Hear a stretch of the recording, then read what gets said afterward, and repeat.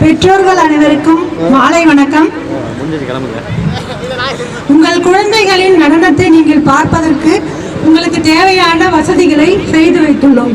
அதனால் தயவு கூர்ந்து மாணவர்கள்